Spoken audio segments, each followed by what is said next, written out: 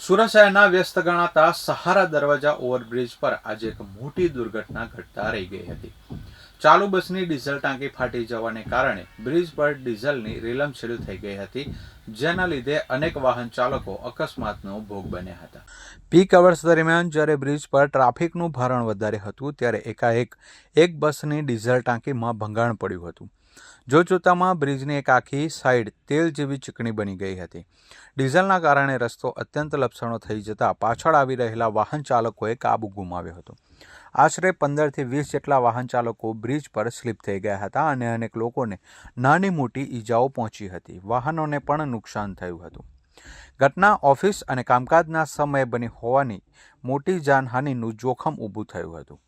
ઘટનાની જાણ થતાં સુરત ફાયર વિભાગની ટીમ તાત્કાલિક સ્થળ પર પહોંચી ગઈ હતી અને પરિસ્થિતિને જોતા ફાયર ઓફિસરોએ સૌથી પહેલા બ્રિજની એક સાઈડનો વાહન વ્યવહાર સંપૂર્ણપણે બંધ કરાવી દીધો હતો। રસ્તા પર ફેલાયેલા ખતરનાક ડીઝલને દૂર કરવા માટે પાણીનો સતત મારો ચલાવ્યો હતો। બ્રિજને યોગ્ય રીતે સાફ કર્યા બાદ અને લપસણ દૂર થયાની ખાતરી કર્યા બાદ ફરીથી રસ્તો ખુલ્લો મૂકવામાં આવ્યો હતો।